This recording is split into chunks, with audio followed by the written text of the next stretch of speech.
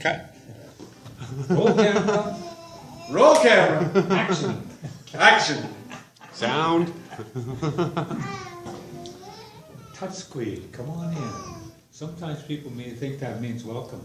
But this isn't really a language class per se. What it is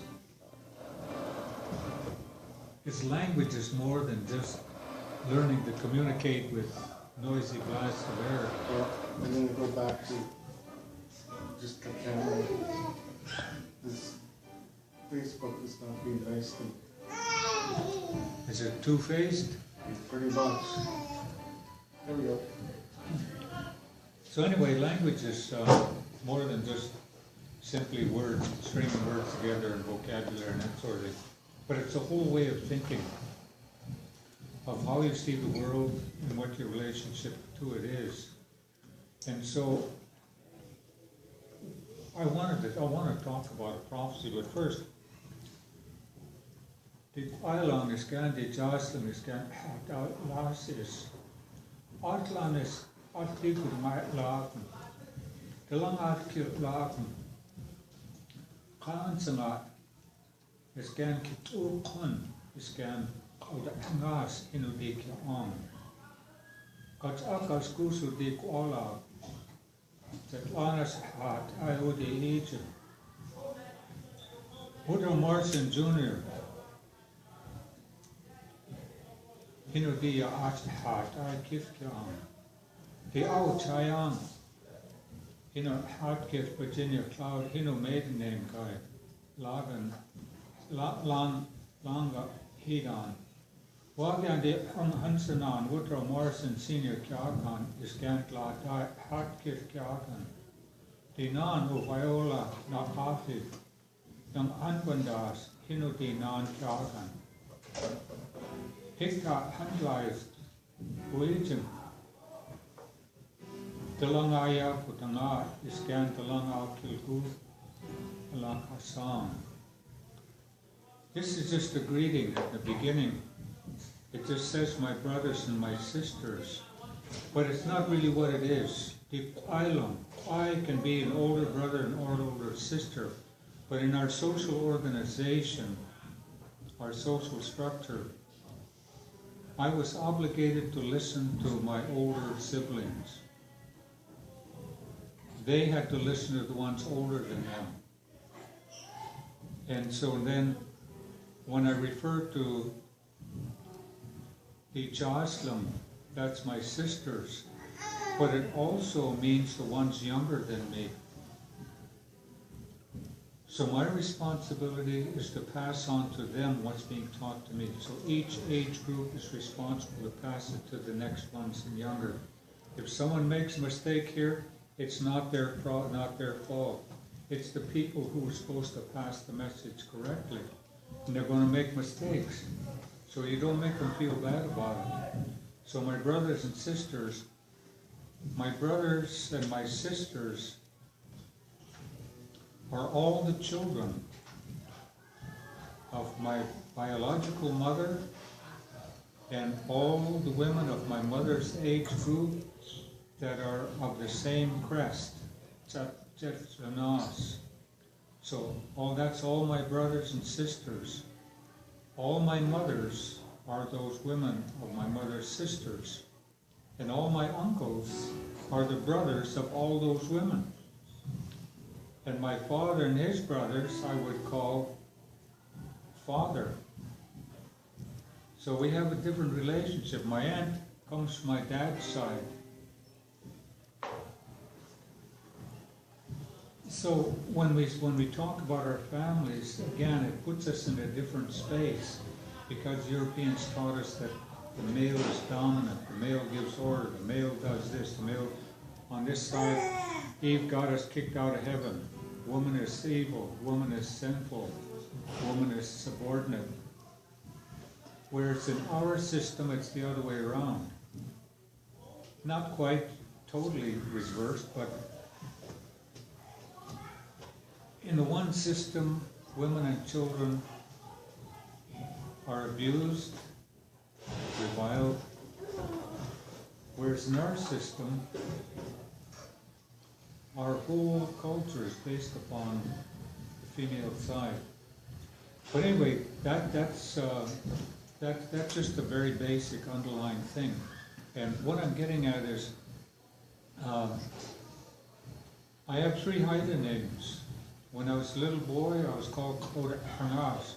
Kautla is to sit down. Harnas is something ugly to look at, ugly sit down. But that's an eagle got pulled underwater and would normally drown, because when their legs are straight out this way, they can't open their talons, they drown. But this one pulled itself deeper and let go. So that name really means somebody who knows when to let go, to fly high above and observe. Then when I graduated from university, my uncle, Louis Kitun, his Haida name was Kansana. He gave me the name from his father's side, Kitukun. People pronounce it as Kitkun, but Kitukun is the butt of the spear. And that goes back to the time before the ice of this giant bear, was today I guess science called a short-faced bear. And he would kill that bear with a long spear. He challenged it to fight. When it charged at him, just before it could reach him, it raised up to come down on him. And he would set the butt of the spear and the bear would impale itself. So this one who faces adversity, even with seemingly overwhelming odds. And then when I graduated in law school, Uncle Louis gave me his name, Kawansama. That's a man who walks in a room carrying a newborn child. Somebody who brings a special day. And I'll back up a little bit to when I was growing up. I heard a prophecy that said, when the eagle flies the highest in the night and lands on the moon, will signal the dawning of a new day for the red people. For on that day the eagle will drop the branch and carry only the arrows. In 1969, I was an emergency firefighter out on a fire, 108,000 acre fire. I was out there for a couple of weeks and then they brought us back into Anchorage, Alaska. And I was watching TV and they were showing the USS Lunar Earth module landing on the moon. And when it landed, NASA announced the eagle has landed. And oh my God, that prophecy, and the eagle lands on the moon. But it doesn't end that way. That's not how it's supposed to work. But anyway, when I graduated from law school, my Uncle Louis gave me a silver dollar.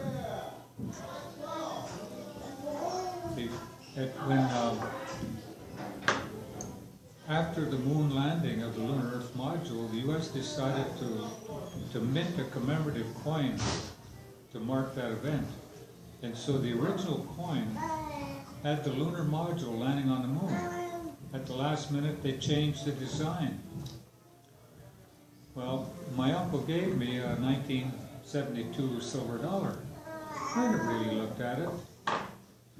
And then in 1993, I got a job working as a Haida consultant on the movie Free Willy 2. Well, we finished shooting in 1994, and August Schellenberg, who played the Haida on there, Randolph, gave me a money clip. And on it is a 1937 US silver dollar. And one of the things my uncle told me, he asked me a couple questions about things that they'd been teaching me, and so I started telling him, and he started laughing. He said, "Do you remember?" And I said, "Yeah." And he said, "Have you told anybody?" And I said, "No. I was told I was not supposed to reveal myself or these things because it could cause lots of trouble for me." He said, "The time now to speak." So anyway, I came to Vancouver, and one day I happened to look at these two. See, what the prophecy said is that on that day the eagle will drop the arrows and carry only the branch. The arrows symbolize the enslavement or the bondage of the red people, and the branches symbolize the enslavement of the black people.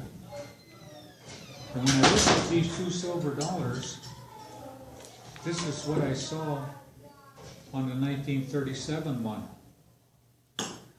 You see an eagle, it's got arrows and an olive branch. And then when I turned this one around, this 1972 one, I actually got a little bit dizzy because this is what I saw. An eagle landing on the moon. You can see Earth back here in the background. And if you look at what the eagle's carrying, there are no arrows, only the branch. How did they know? I don't know. But what that says is that the eagle dropped the arrows and we've been set free. A number of things started happening after that, 1971 and 72, Alaska Native Claims Settlement Act, and the Religious Freedom Act, and a whole bunch of other things. So we've been set free to do as we choose. But then the question becomes, what are we going to do? We haven't had that discussion yet. And so that's why we have to learn our language. This is a mission now, to learn our language so that we can understand the world from more than profit and loss and being individuals, but we have to learn to take care of each other. It's said in Haida that the roots of our people are so intertwined that the greatest troubles cannot overcome us. But instead of being this way, we're like a windshield that's been smashed. All the pieces are there, but none of them are connected. So how do we start putting them back together again? We have to start understanding the same things. We got our heads full of 10 Commandments. We've got all sorts of notions about management. We're going to have casinos, windmills, all those other things. What are we going to do? Well, the second part of the prophecy said that the medicine people will be called back from the earth by the tears of the children. And so there's a number of things that have been happening. One, most recently, was when the young people marched on Washington, D.C. because of the killings and shootings in the schools. That's the tears of the children. And then worldwide, the kids walked away from their schools because of the governments are ignoring climate change. And you take a look at what the governments, what is Trudeau's grandchildren going to think? Or those government leaders in the U.S.? The shame that they're going to carry from the way their grandparents are behaving. So we have to start talking again, because if we still do the right way, what our responsibility now is to guide those young people. Not to make them like us, not to tell them they're wrong, they're dumb, you're angry, you're rebellious. No, listen to them. Their ideas may seem to be all over the universe, but who knows, maybe they might work. But we won't know until we start listening. And we don't criticize them either because they make a mistake. But our job is to guide them, to show them, we tried that and this is what happened. When you take a look around at all the horrible things that are happening to, especially women and kids, all the terrible abuses, we have to return back to those stories of, like, the first human, and according to Haida, was female. It was made from earth, it was dampened with tears of gladness and tears of sadness. It was perfect. Female. So the breath of life was put into it. But nothing is made with one side, so they're separated into 2 parts, and that was the male. So the only requirement to be human now is to be born of a woman.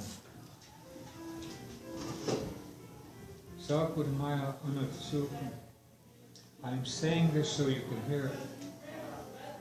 And so when we start learning our language, we're going to have to start thinking a different way.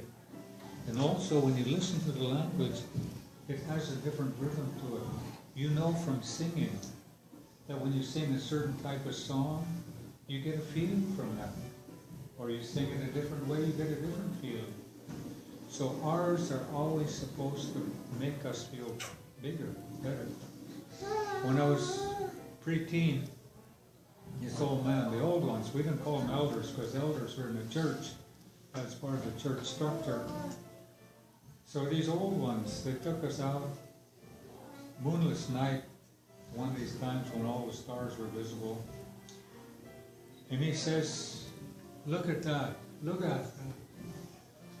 He said, when a white man has big troubles, looks up there and he tells himself how small my problems and I am when I look at that. He says, don't ever do that to yourself. You look up there and say, that's all my relatives. No, I'm as big as anything. You are, because we're all part of the universe. The big spirit in the air, exists nowhere in nothing and brought everything into life. Big spirit that's the atmosphere. It's so big it fills the whole universe and every fiber of my being. It's not some invisible thing up there in the sky, but it's right here. We don't really have to pray. But what I do is I speak for myself. I can't speak for anybody else if I'm having a problem. When I had a stroke, my uncle, Claude Morrison, my dad's older brother, so actually I would call him Claude, he told me, he says, Kuna, he said, used to be when a man was hurt real bad or a person, or was real sick, we didn't pray and ask to be restored because we didn't know if that was what was meant to be. So instead we just say, the Atlanteo Kyakangum Sums Anawai. Big spirit in the atmosphere, my spirit calls. Take a look, see what I need. Then go about doing the best you can. I saw a television ad one time where these people were selling books on how to make your prayer more powerful. How to beat God at arm wrestling. But anyway, what this is all about is this phrase right here. Satjugat Lana Yakudam.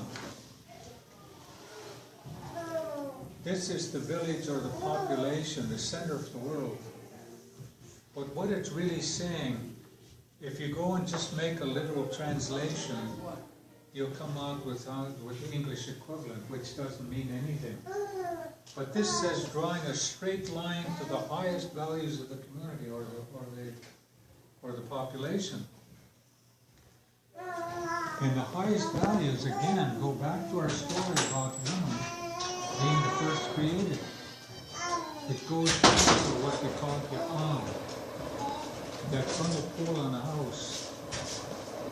The man commissions the pole, he puts his crest on top, then his uncle, the one he inherits from, the uncle, and then the wife of the man who commissioned it.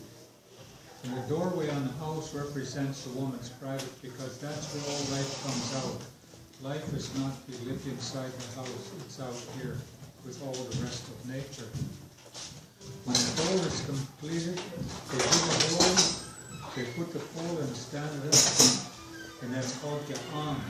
Ya'an means your history is standing straight. Ya'an. And that woman's feet's in the water, her body's in the land, and her upper torso's in the air. So what that really means is that female energy ties together water, earth, and sky. Her husband's family is all balanced on her shoulders. If she loses her balance, it all falls.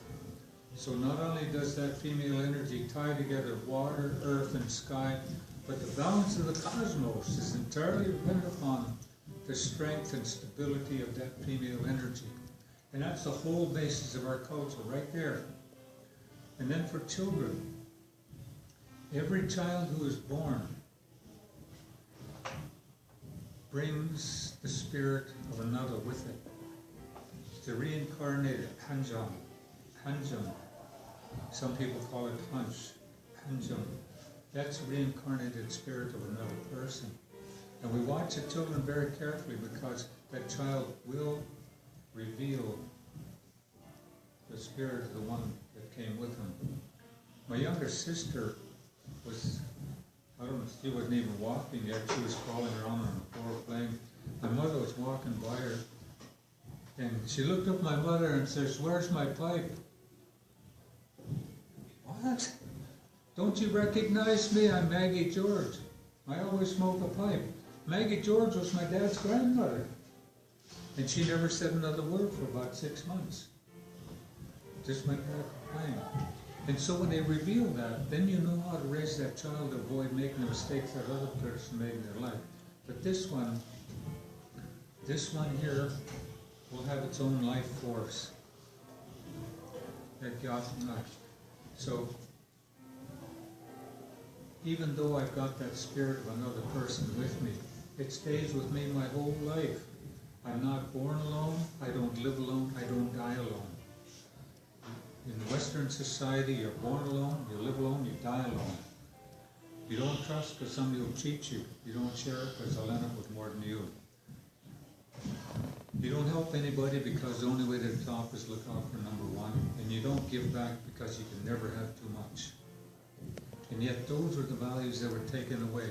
So that's what we mean when we start drawing that straight line up to the values of that and there. Lana. Lana sometimes is called the center of the world. The wind comes from the north, it comes here. If it comes from the west, it comes here. If it comes from the east, it comes here. So that's where the winds meet, Lana. So again, what I'm saying is, it's not so much just learning the vocabulary and learning about sentence construction and all the rest of it. It's really learning the concepts. And even like this word here.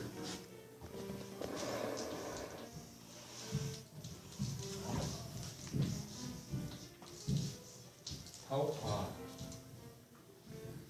we're told it means thank you. Oh, why do people say thanks? And it's become just sort of like saying, just, it doesn't really mean anything. But my dad said that it's how, he said how, because this is a part of my spirit. So when you say this word, how, you're saying you've touched my spirit. And so if somebody says to you, hoa, they're really insulting you.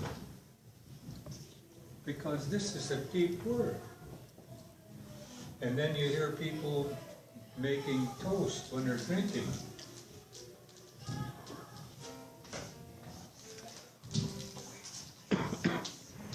I don't know if I spelled that right, kill slide. Oh, there's a T in there. Kill slide. I asked my uncle about that, Louis Kikun. He was my Chana's younger brother. And he said, I've given this a great deal of thought. And he said, he talked to some of the others, and he said, when you have said everything that you can possibly say you've used the highest words you can to express how good something is, then you say Kilsla, because he's saying there's nothing higher can be said about this. That's the highest you can go. And so instead of being used for a toast, see, one of the real differences between industrialized societies and indigenous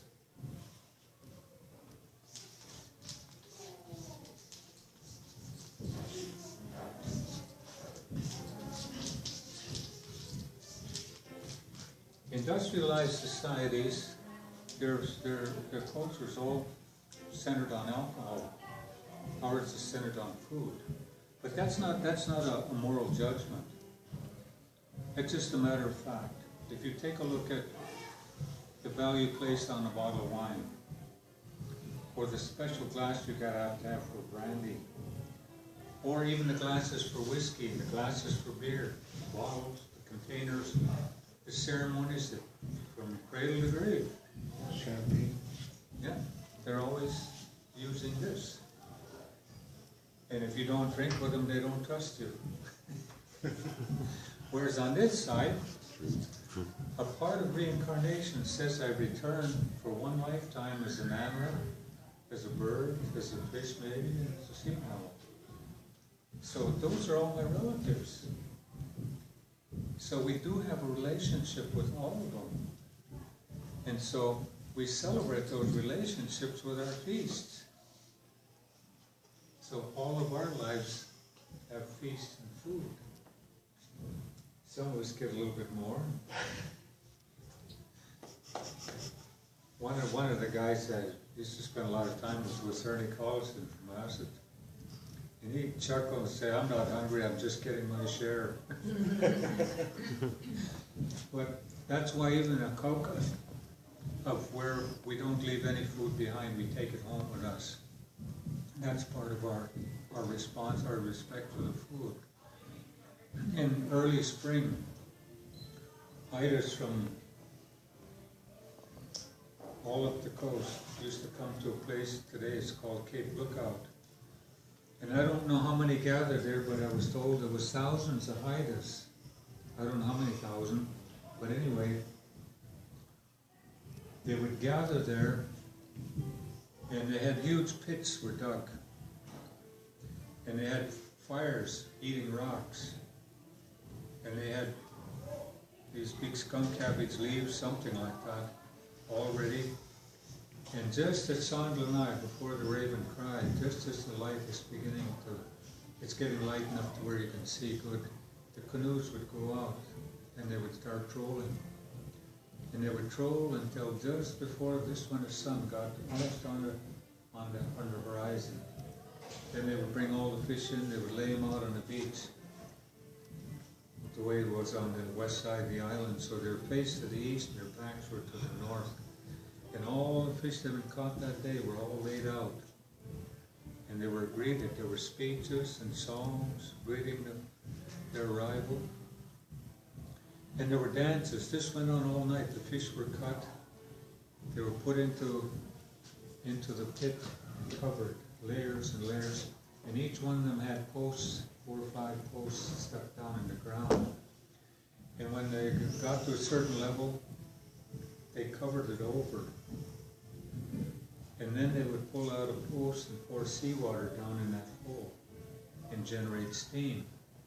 So this process would go on all night until all the fish were cooked. Then in the morning, they open up the pit and the flesh would just peel off, leaving the tail, the spine, and the heads. And then some of them, they actually took the fins too. And they would carry them down to the ocean and place them gently in the water with more to come. And so in that movie about sharp as the edge of a knife, I can never get the title correct, but in it they were cutting halibut.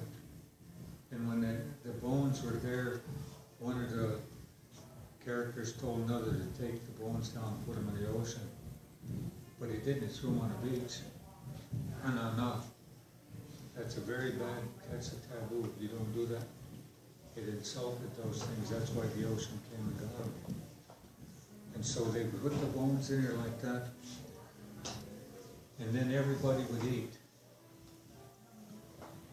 And the spirit of these salmon would go out and tell the other ones how good those humans treat us. So go see them.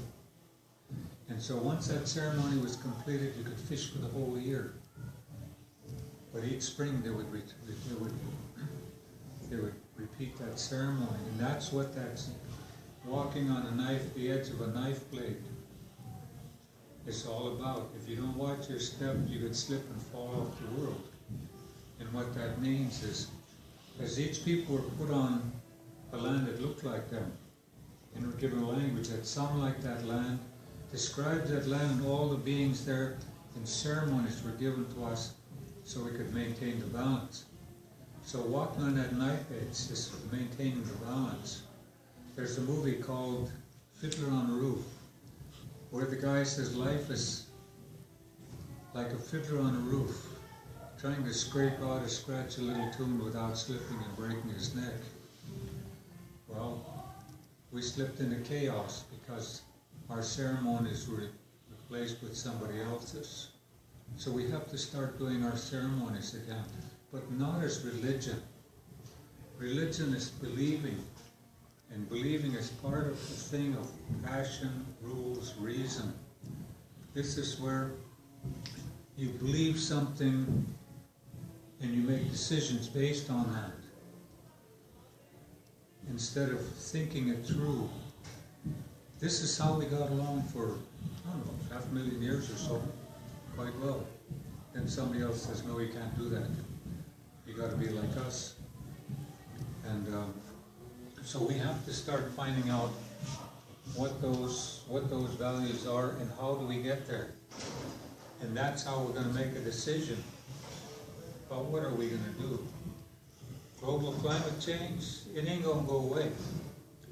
The oral history I was taught, I used to tell us a song about what is going to happen, about the storms, about the rain, and all the other stuff, the wind from the sky, and it's all here. It's not that I'm a prophet, I can't see the future, but I learned what the past had. So instead of trying to stop it, we can slow it down, but we got to learn how to survive it. And again, we survive it.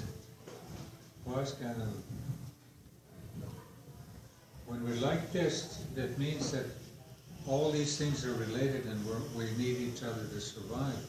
So that's why we have to start learning about this system again. Satchuka Shya Yakutam, Lani Yakutam, of drawing a straight line to the highest values. The words like sacred, I never heard those except in church when I was growing up in Haida. And that same with the word about blessing, I asked my uncle Claude Morrison, what do you mean when you use the word blessing? He said, you consider yourself when you're in a place where everything you can possibly imagine that you need is provided. And that's sort of like being in a womb. That's the way he conceived what that concept of blessing was, rather than God touching you. And then when they talk about sacred, well, what about the other things? Because that other prophecy said about these people would arrive on the east side of the land, and as they traveled across the cross, our responsibility was to teach them of the importance or sacredness of all things, not just what we're making money. So again, that's really what the whole purpose of learning our language again. It's not because it's something from the past or it's a good thing to do. No, it's going to teach us how to think again.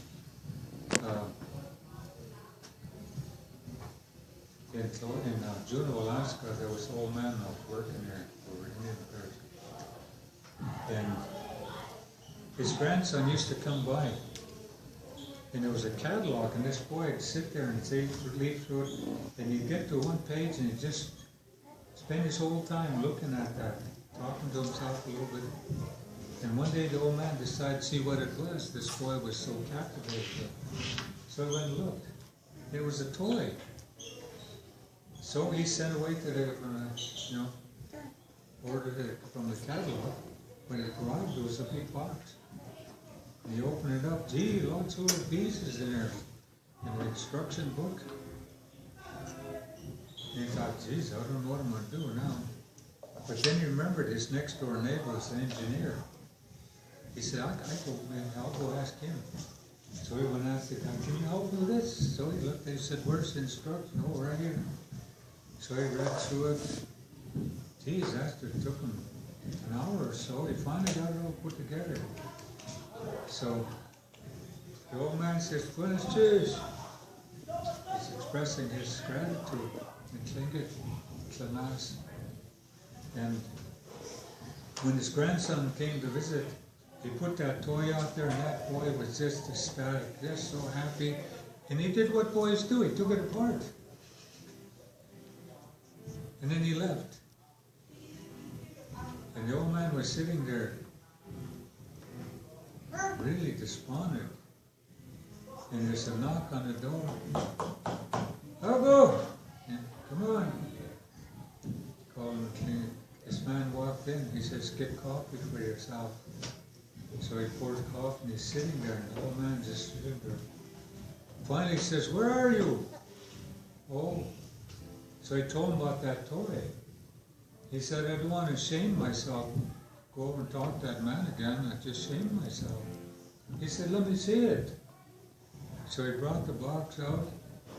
He said, "Let me see that picture." So he's looking at it. He said, "Here's the instruction. I don't need that thing." He was looking at the picture. In a few minutes he had it put together. And the old man said, "That engineer fellow had to read that thing a long time. How did you do that?"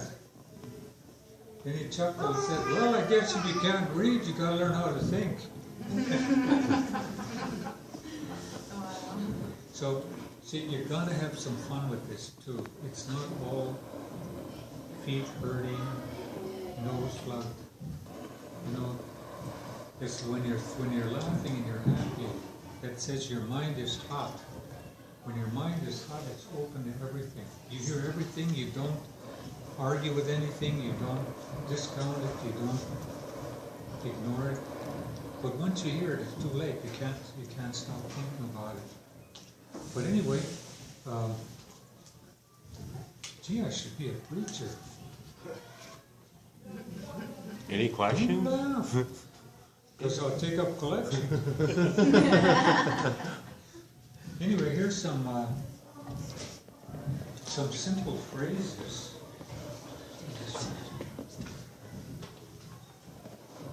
I try to keep it as simple as possible. If you want to take notes on it, there's space on there, but I don't have any pens. Thanks. I got some pens.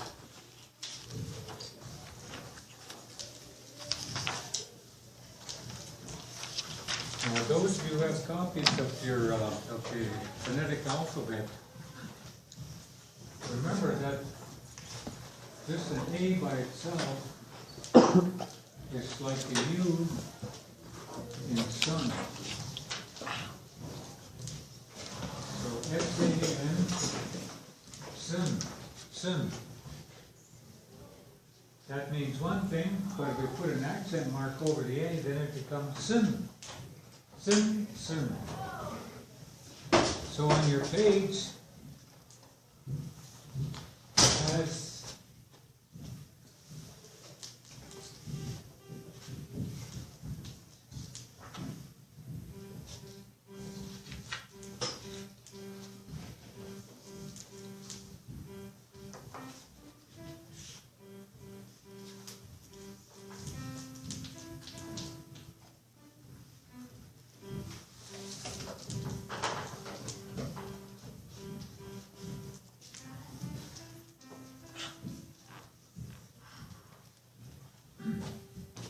now, these two U's, when they're put together like that, it's like the double O in moon. So sin-u, sin-u. And then here is something that you don't find in any of the Salish or any languages. Is that sound, the NG sound. So it's not bang, it's pronounced like a U. Like dung, but that's not what it is either. It's not dung. It's If you say the sound comes from your sinus, your nose. NG is So dung, sino dung, not sino dung, dung. And if you listen to, see if any of the old movies with Chief Dan George, he would say hand instead of hang. Out on Vancouver Island, I've told this story a number of times about the preacher there got sick, so they brought in a new one, and so people from town went to church to see what he was like. And he was one of these hellfire and brimstone guys. You're all a bunch of sinners. Well, they were kind of impressed, so the next Sunday they went back and he started again. You're all a bunch of sinners. One lady jumped up and says, you're wrong. Some of us are drummers. See how easy it is to make a mistake with somebody else's language? See, these accent marks, this means that your voice goes up and down, goes up and down, up and down. Sinu, this is a marker that brings attention to the fact you're asking a question. Sinu, you don't separate them to sin, u, sinu. And then this G here,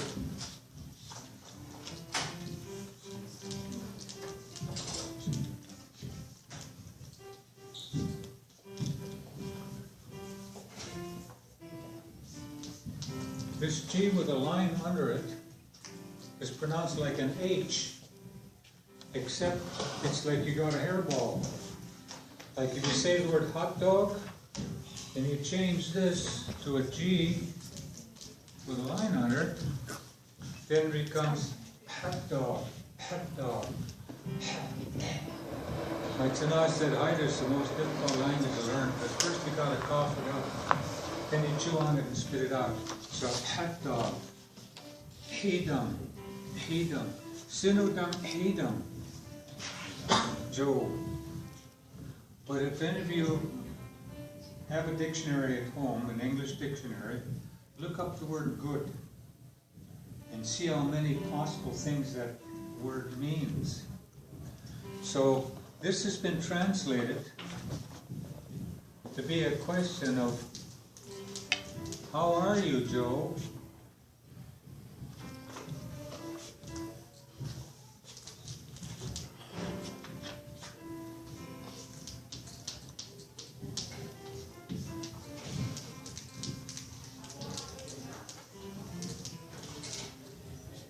But really what this is saying, again, that's because of this part here, is what my dad was telling me. It's really asking, how is the state of your spirit?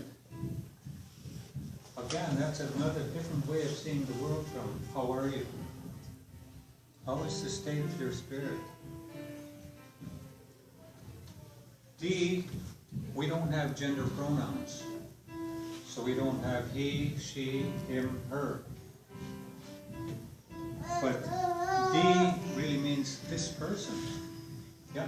So does that mean there's different spirit states? No, it's just that we also don't have these possessives like, she is my sister. No, that person is a sister to this person, or this person is a brother to that person. What about husband and wife? Again, you still use ho, H-A-O, rather than he or she. That just means that person or this person. And also the word D is not I, because that's again for the possessive. So it's really this person. This person's spirit has balance. So how is the state of your spirit? This person's spirit has balance.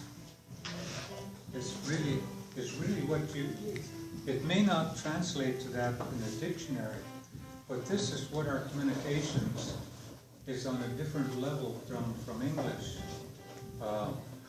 Even like, for example, some of you may have learned German, Dutch, whatever.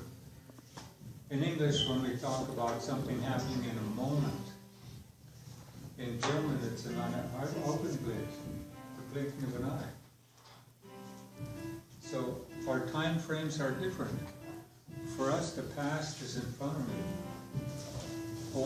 Agree doesn't mean a long time ago. It means it's way over there. I can see it from here. The future's behind me like a river. I can't see it coming. But when something comes into view, I have to deal with it right then because I'll never be there again. Sometimes something comes downstream and hits me in the face. A traumatic experience. If I take it and put it behind me, it hits me in the face again.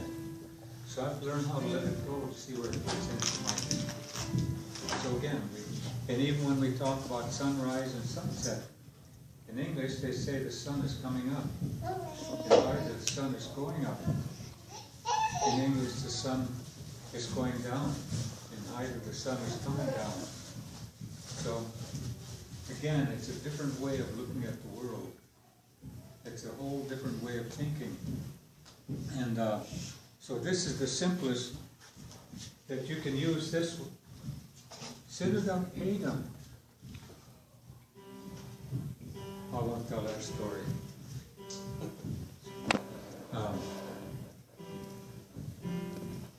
I misunderstood what the term sweet means in Haida. So anyway, so when somebody greets you, Sidudam Haidam Todd. Die Lagen. Die Lagen. Again, see it here again, this pinch mark right here. This isn't pronounced Lagen. It's pronounced Lagen. You got the muscles here. Lagen. Lagen. That's why this mark is here. Same way with Lana. Lana for a village. Tighten it here. Practice it. Just say it. Lana. Lana. Just feel the muscle. Lana. Lana. Lana. Lana. Because you're forcing the air out. Lana. Come on, speak up. Don't just sit under your hat. So just repeat after me then. Sinu. Dum. Haidam. Sidudam Haidam. Sidudam Haidam. It works in Masset, it works in Skidegit, it works in Heidelberg, it works in Ascent. We all use that same one. There is a shorter form.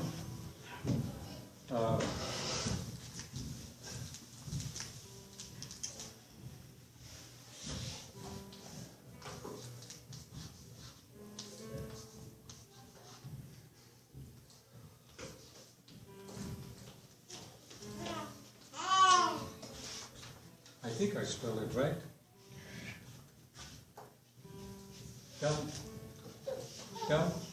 Alaa. Alaa. Are you in balance, or is your wellness good today? It's really what you're asking. Alaa. And then your answer can be simply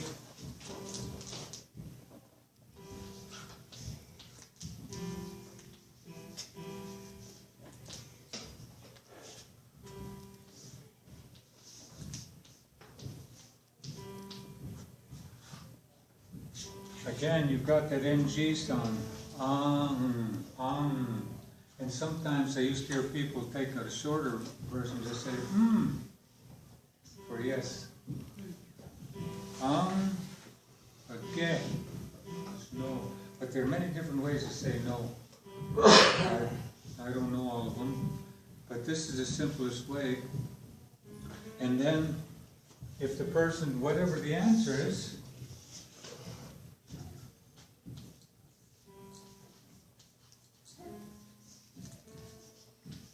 How was your spirit said? Dangkw. Dangkw, yeah, Dangkw. And now this one here, you see the SAN doesn't have a mark over the A. Because now it means also or too. You too, or you also. So, Dangkw, Sun. And you also?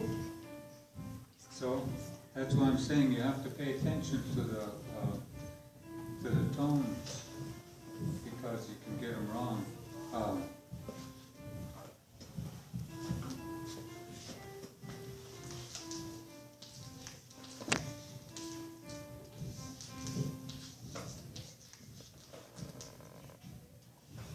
I get them backwards.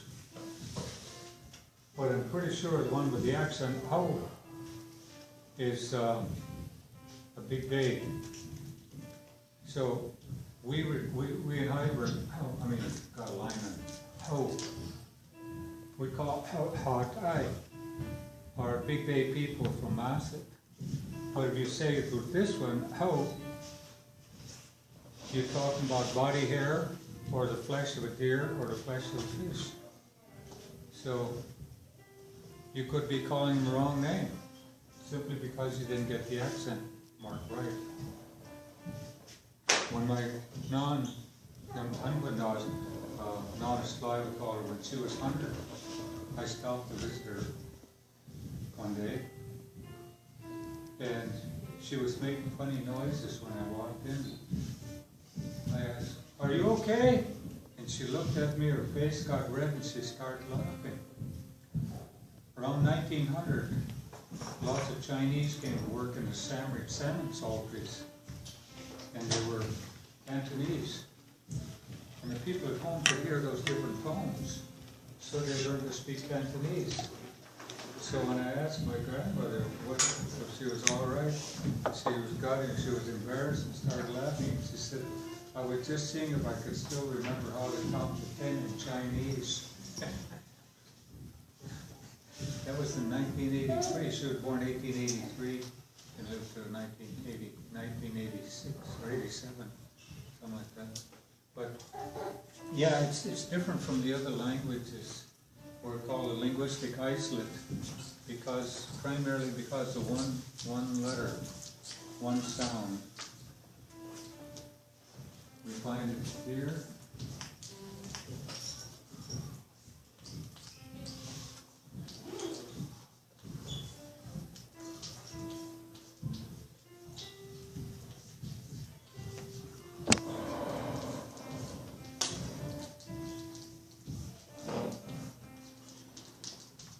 This one right here.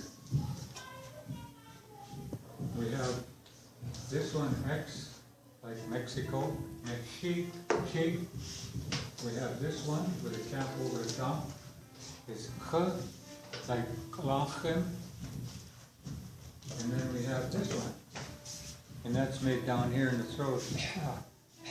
Like you got a fishbone and you can't quite get rid of it. Cough it up. Hardest. Hardgill. See, this semantic spelling is with the D. We put a T in there. Hot.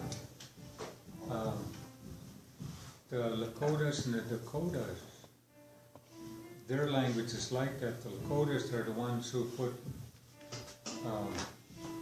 a T on theirs, and the others put a D. And they were arguing about it. And one guy said, "Well, we'll quit using the L and we'll use the D." So this guy was classmates in law school, and the guy that was saying it, his first name was Dick. So Robert Pastor said, "No problem, we'll do it your way, Lick."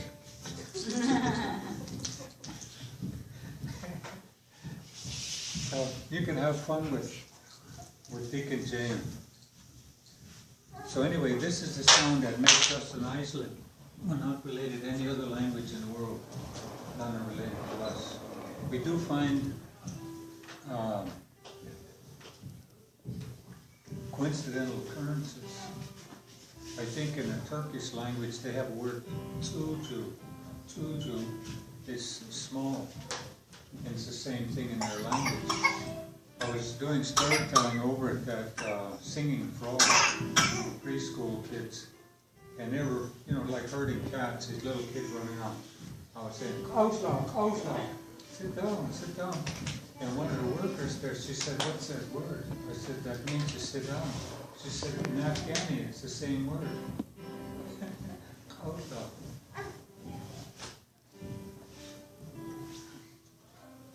So anyway, we've gotten that far. So do you have any questions up until then? Because Todd will answer all the questions. No, that's what they did at home. The way it used to be, there are three villages. Tolok is the farthest north, and then Craig is a little bit closer. It used to be a Haida village called Coastland, because that's where the herring spawn. And then Heidelberg. And so when we were in elementary school, our basketball team would go to Craig or Alaa, and we would be billeted in the homes of people in whichever village we're in. And then, so the games went on Friday and Saturday nights, and there was also a feast on Saturday at dinner. And so the boys from the host village, usually the team captain would have to make a speech in grade 8. And as Teddy Nix, he was supposed to speak. And Harris Natcom Jr. was sitting there. And Teddy said, I'm a poor speaker. I was real nervous when I talked. So Harris was going to speak. He didn't know it until right then. So Harris had to get up and speak. But you had to be careful because they would do stuff like that to you. And also, like I said, you got to have some fun with it. There was a wedding feast in Massett, and I just got here on the ferry, so I went right up to the hall there. I don't remember which hall it was, and I didn't dress up or anything, but they put me at the head table, and I was sitting there kind of trying to hide, and then they stuck that microphone in front of me, and I thought, geez, what am I going to say? So I said, you know, things like this, we should talk about our culture, about the things that we were taught. I said, we get teased a lot about Haidas have long arms and short legs. Anthropologists say it's from sitting in that canoe, paddling for so many centuries, our legs got atrophied, they got short, our arms got long. But our women aren't that generous with us. They say it's because we're lazy. When we're sitting there, instead of getting up to get something, we just reach, arm gets longer and longer. So that's why we end up with long arms and short legs. But the truth of the matter is it comes from marriage.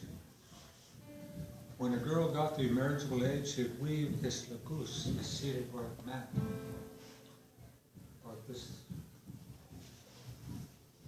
And when there was a ceremony, then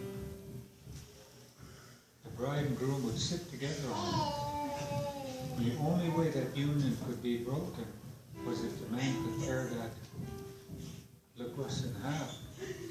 So when the boys were getting to the age where they're going to have one of these arranged marriages, they didn't know who they were going to end up with. So they started practicing. They grabbed hold of that mat and tried to tear it. And that's how the arms got long and the legs got short. That's the truth. I never lie. If you don't believe it, ask me. So you got to have some fun with this stuff, because it helps you change the way you're thinking about the world.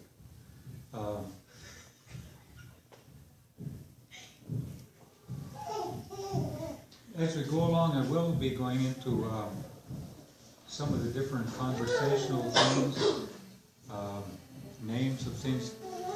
See, this conversation has an S on the dungs. Oh, dungs. No answers. Yeah.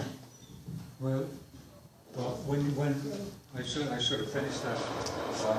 Dunks is another way of saying also. So when Betty said, "Sit it on him, Joe," and Joe says, "Keep laughing, keep."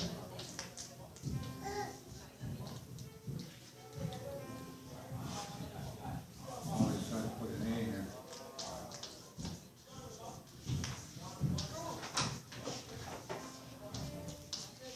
Keep laughing.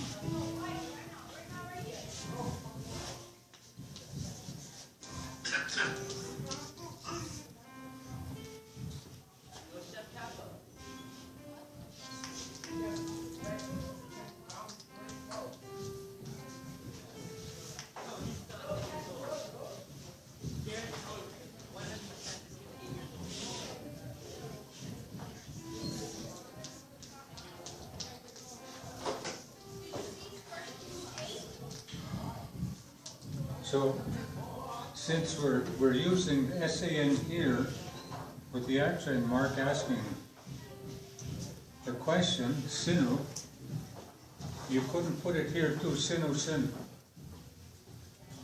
Or you would see, this is you, but putting the S on it, you're saying you also. Sinu dunks Haida, Joe. And you too? And how is yours, I guess you'd say. And how is yours? Dunks. So, and then he would say,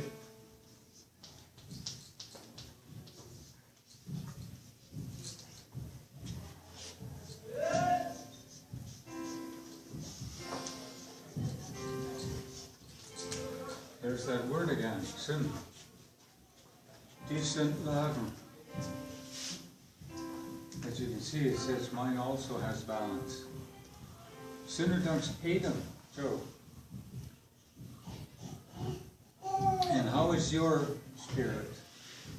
This might be asking. What is the state of your spirit? How is it? What is the state of it? That has a different meaning than how is it? What is the state of it? It can either be pleasurable, sad, can be in balance, or all over the place. So anyway, I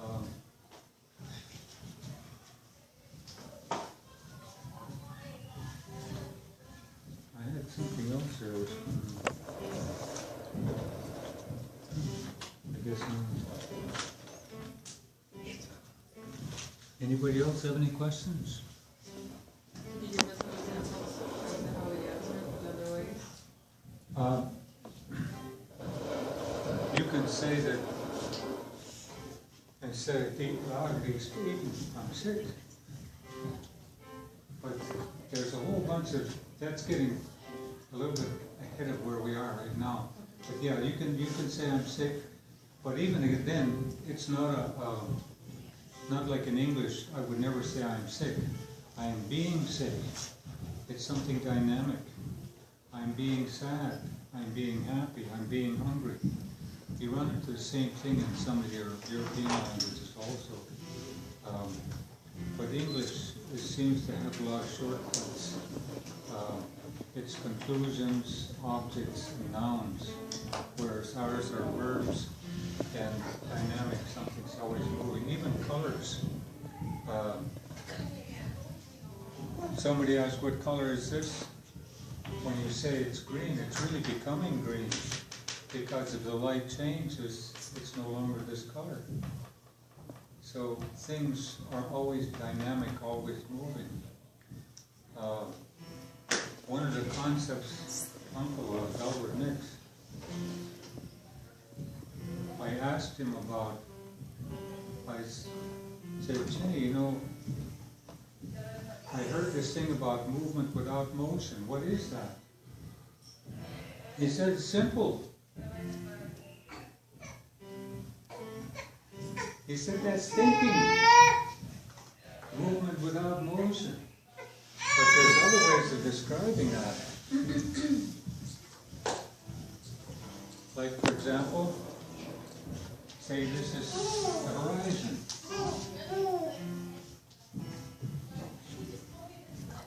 And you're on a boat out in the ocean. And you're traveling toward this horizon and away from this one. And there's no land in sight. Well, it doesn't matter how fast you get, the horizon never gets any closer. And this one never gets any farther away. So it gives the impression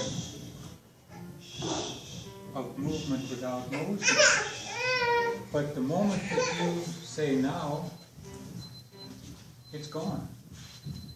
Now it lasts that long. As long as time it took you to say it. It's not something that continues. Now it's not a long duration thing. It's this moment. And like that, so if you dropped a heavy weight from that boat that's traveling, it would disappear immediately.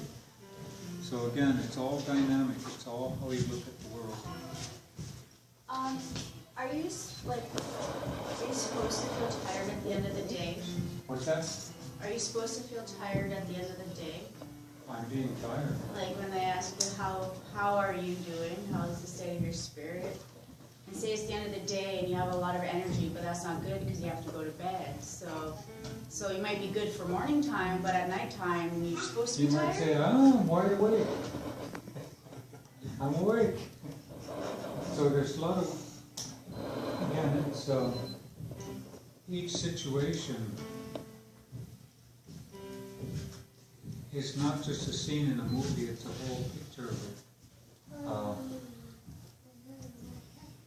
I know it sounds kind of crazy trying to figure it out, but it's even like, it says the universe consists of only a finite amount of energy, and everybody has only a certain amount.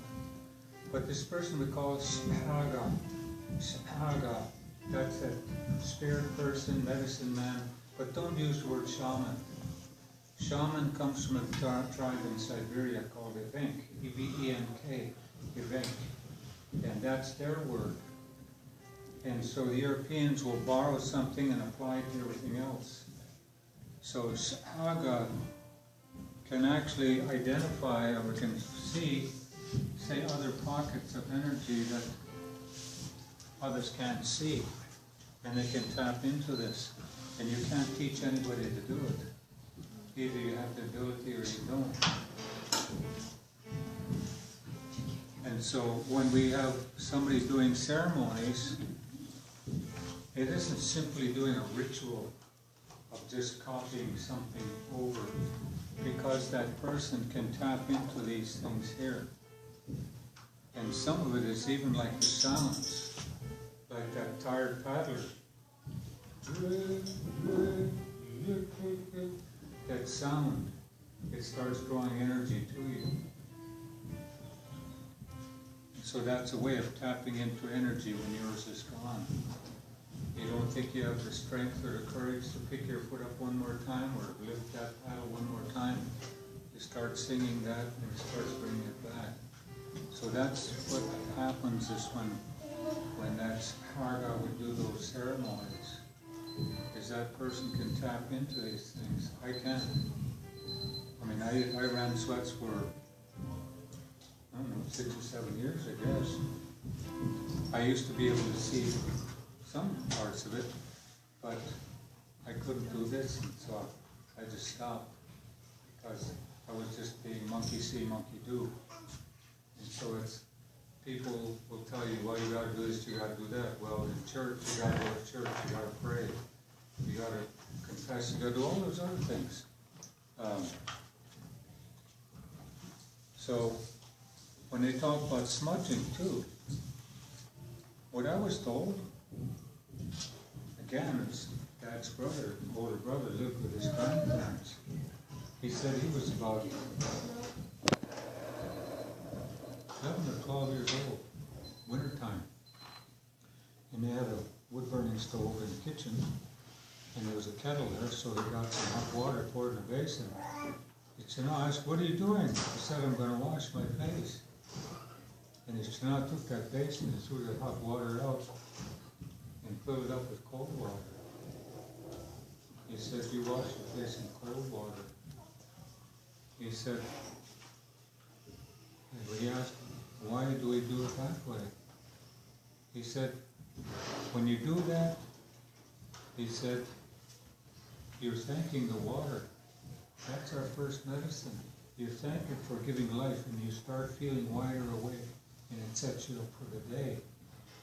It isn't the prayers you're making. All you'd say, you're just thanking the spirit of the water for giving you life, and you start coming awake with that cold water. Otherwise, you had to go out in the water itself and sit down. Here, the Salish people would go to a stream and sit in there with his feet until the legs go numb. And then the mind becomes very clear. For us, it was the ocean. We would go out in the ocean. It didn't matter winter, summer. The temperature of the water isn't much different in the ocean, unless there's ice. So we had ways, and also I'll say pain is not a sacrifice, it's a reminder that there's a power greater than ourselves over which we have no control. So if you're sitting in a sweat and it's getting too hot for you, and you want to lay down, that's an admission that there's a power greater than us over which we have no control. And those people that pierce themselves with a Sundance, it isn't so much what they're doing for themselves, it's what they're willing to endure for the community that they'll face it. But in Western religion and other religions, it's always about, I'm going to get some special dispensation, I'm going to get a free ticket to heaven if I do all these good things. Whereas the other words, I'm going to be strong enough to pick somebody else up. I'm going to be here when my community needs me. So in a tribal society, in order for the tribe to survive, the clan has to survive, or the moiety. And the cresta, or the family, has to survive. But for the family to survive, the individual has to survive. So it's, again, we're all interrelated, and that's what this weaving is really all about. No strand in there can survive in itself, no matter which way you twist it. But when it becomes interlaced like this, that's what our lives are supposed to be. And when Europeans said children should be seen and not heard, they would listen to us. They'd say maybe these small ones have something to tell us. If you shout at that child gets scared and can't hear. If you strike them, they get scared and can't hear. So they would listen to us, but when they wanted us to be quiet, we always knew, and everybody was just quiet. They didn't have to yell at us, they didn't have to hit us, we knew. And so again, that's where we have to start respecting each other as human, rather than he is this or she is that. So then we start creating categories, when everybody has the same rights, I'll put it that way, from the time that you come into being. It says, when a woman gives birth to a child, the first sound that issues from that child signals that that child is now in harmony with the universe. That's called the woman's magic of harmony. So that's what it is. It's all about harmony. How do we get along with each other? If all of us were living in this room together, there's always a possibility that since we're all individuals, that we're going to brush against somebody, cause somebody some discomfort. But if we start living according to drawing that straight line, we all know how to avoid causing other people discomfort. Because we live our lives in a just very delicate dance of not causing other people to feel bad about it. Even our language, our words. Words are so powerful that Nangitlakdas, the chief, Nangitlakdas really means a big boss who can't give orders. Can't order anybody to do anything. Can't penalize you for insubordination. No, Nangitlakdas is supposed to have a soft mind. That soft mind person knows what all your feelings are, knows all your strengths and weaknesses, and doesn't have to tell you to do anything because you know what to do. Everybody works together. But this person, recognizing the power of words, you can tell I'm not an artist, but sometimes these words were put into this wood box, and then the lid was put on and was tied shut. And those words were only taken out and used when it was appropriate for the occasion. A woman's power is greater than a man's. So this woman called Eldjus, that's the one who walks in the ranks of chiefs. This is the one, this woman of great calm and presence, would put a wooden plug in her lip, called it a Brit. Had nothing to do with beauty. In a way it did. But it made it painful to speak. So she would consider every word she was going to use before she uttered the first one. Because the power of words. And that chief usually didn't speak. It's not Yaakov. The one that sat back to back with him, his true nephew, would speak.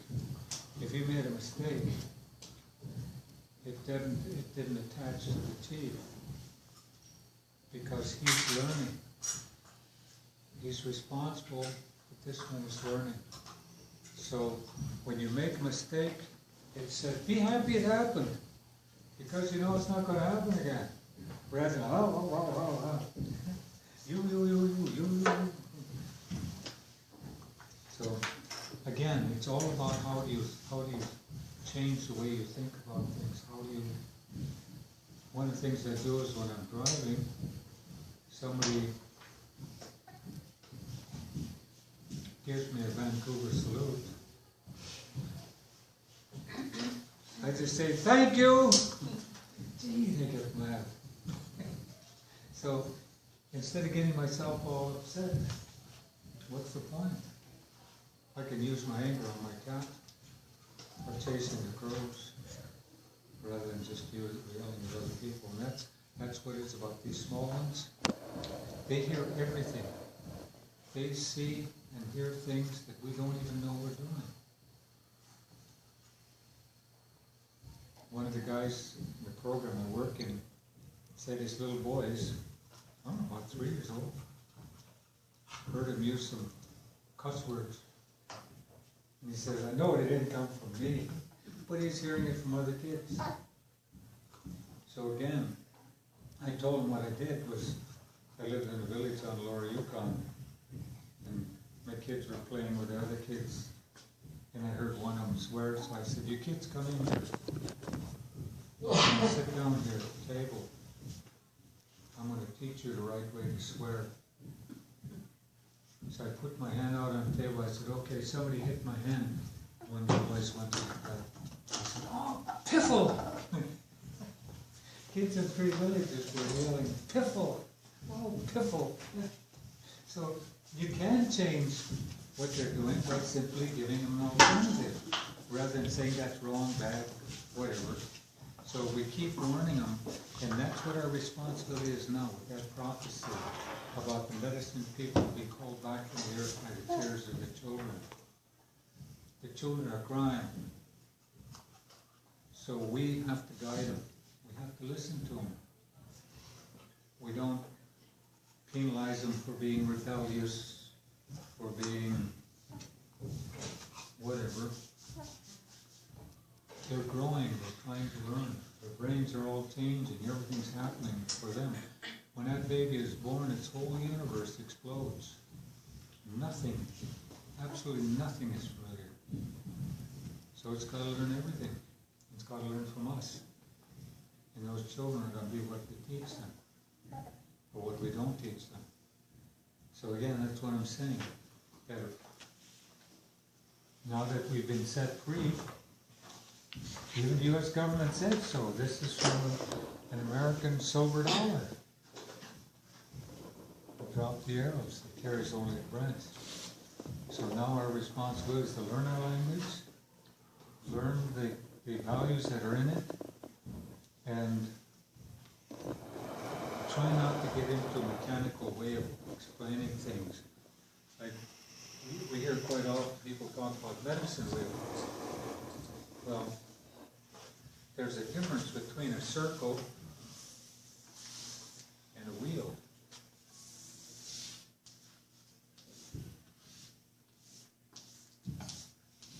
Something like that. Your circle is this way. Your wheel is this way. And this one has been reduced to making a profit. This wheel. You find on cars, everything, manufacturing, everything has the wheel. So why is that circle, why do we call it a wheel? And how many of you know, I think you're the only one who wasn't here. She knows now. What is a circle? It's found in a square container.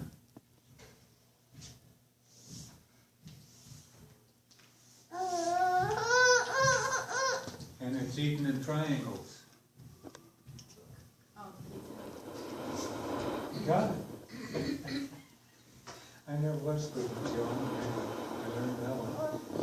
first time I saw pizza, I couldn't believe somebody's gonna eat that. It looked awful. But geez, it smells good. It was 1964 in New York. First bite was hope. My dad never learned to say pizza, he called it pizza. He never really learned to think in English. So the translation she was giving me was what he grew up with. And he was in trouble in school. I finally kicked him off when he was 18 in grade 8. Not because he couldn't speak English, because he beat up the principal. Well, the principal, one of the teachers, was trying to beat up my dad's buddy who was 23 in grade 6. He couldn't speak English either. And Dad went to help him. And they kicked them both out. But they kicked you out of school for funny things. One old man named Kinawa, he said he got kicked out of school because they said, go up this chalkboard and spell the word sky.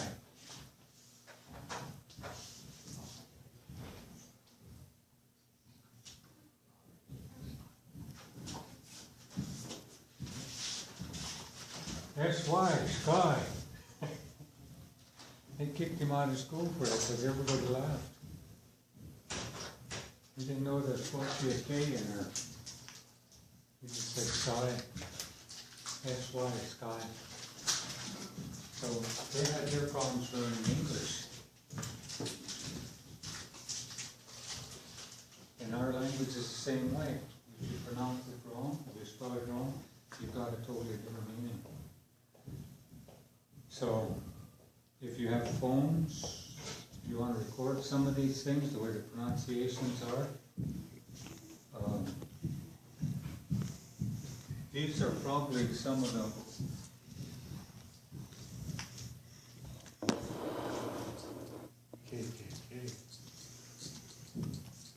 those are your 4 sounds of raven. You have ka, ka, ka, ka, ka, ka, ka, ka. See how easy it is? Yeah. See, this one here, ka, is when you push your tongue against sort of the roof part of your mouth and push the air out. Ka, ka, ka, ka. Whereas this one here with a line under it goes a little bit deeper from ka, ka, ka, ka. And then you add the pinch to it, becomes ka, ka, ka. So it's deeper down in your throat. Ka, ka, ka, ka. And then some others. This is actually found in the Welsh language.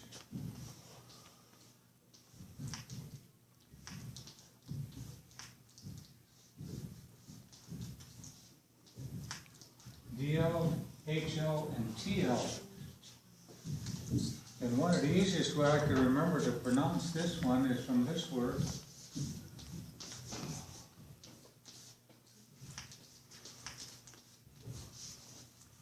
Antler. Antler. Now if I change this to a D, then it becomes antler.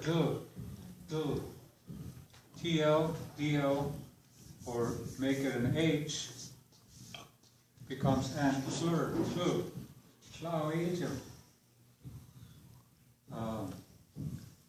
So those are just some little memory devices you can use. That if you don't have one of those copies I made up of the phonetic alphabet, I think I've got some with it.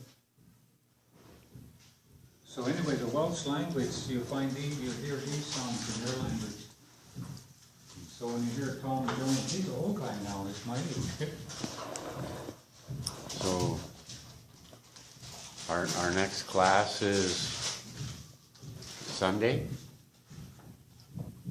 Can I take up a collection? Our next class, not service. Oh, no, sure. I knew there was a catch somewhere. You know, a friend made a bunch of these and gave them to me. It's an arrowhead. peace sign? Huh? With a peace sign. It's got a peace sign. Do you know what this peace sign really is? Anybody? Happy face. No. It's a track of a dove. Dove track. That's the way it's really, That's cool. or actually 40, yeah, but that's what that peace symbol is a dove.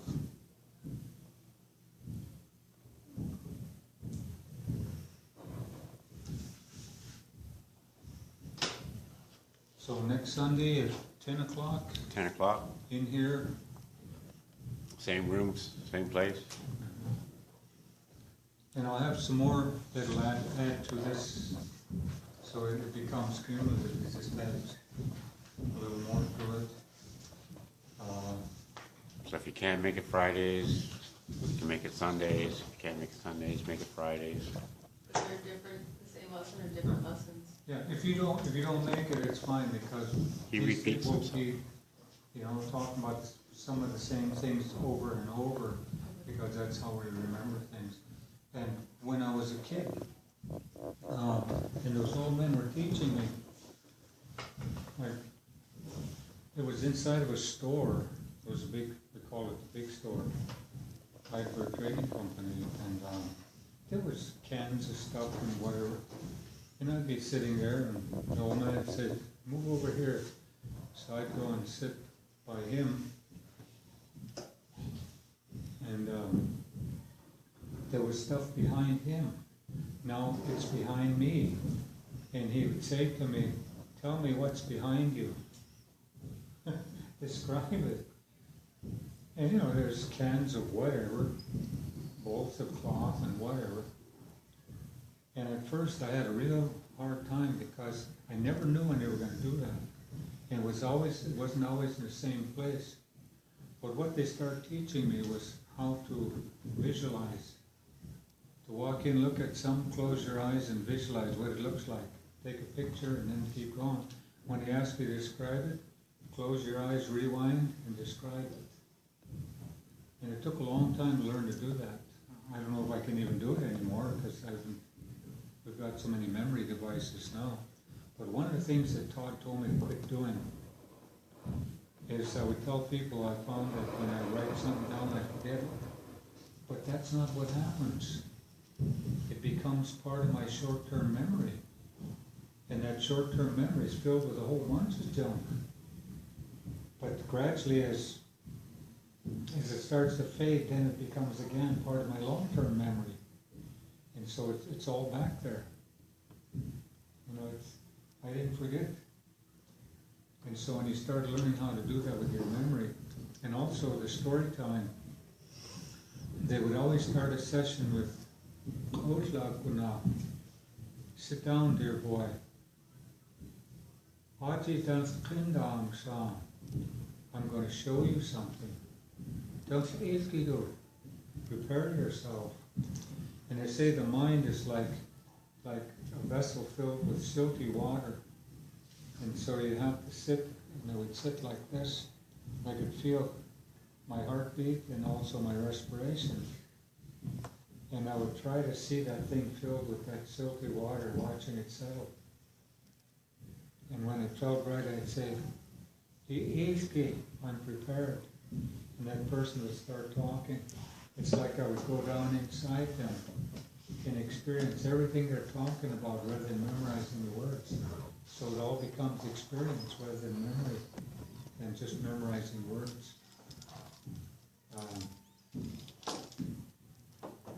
I couldn't understand why in school, I hated school, and I didn't do very well in elementary school. I didn't do very well in high school. When I graduated in grade 12, there were 108 in my graduating class. I was number 105, and the other three didn't get diplomas. So I was at the very bottom of my class. And that summer I took some exams. I applied to the University of Washington. And they sent a bunch of exams. I sat down and I wrote those exams, and I got accepted. I didn't study. just, for some reason, the things those old men were teaching me kicked in. And I wasn't a top student in university, but I did okay, because you're learning another language. That's what it's all about, learning another language. Learning to play the game. I had a lot of problems in law school at first, because I was 40 years old, and everybody else was in their 20s. And they'd give you a fact pattern, and I'd say, hey, life isn't like that. Well, in here it is. So I'd learn to play the game. And so once I learned to play the game, then I did all right. So here, it's really going to be about seeing other ways of seeing, other ways of describing things. It's even like your drum. We don't beat a drum, we whip it. That's the motion that you use, is whipping. So in Haida, that drumstick is always called a drum whipping. So you're whipping it. And the word gujao really refers to something whose head is flat. It's that drum head is flat. Its head is flat. And there's a fish in English called a ratfish, and its head is sloped. We call that one anjao. And that's also, I think, the word that was used to describe Salish, because they would flatten, the high-class ones. So they were anjao. So it wasn't flat, it was sloped. So when you start looking at these terms, see if you can see another way of looking at what does that really mean. Because when I'd ask my dad about things, so I'd ask him, how do you describe this in Haida? How do you describe this in our language? And so that's what he described. I asked about coffee. Hampen, that's just hot water.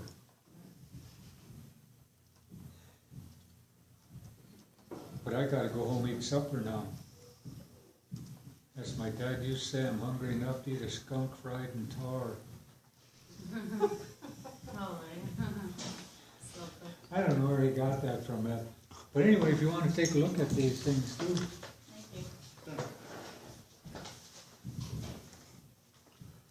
Is that your cord?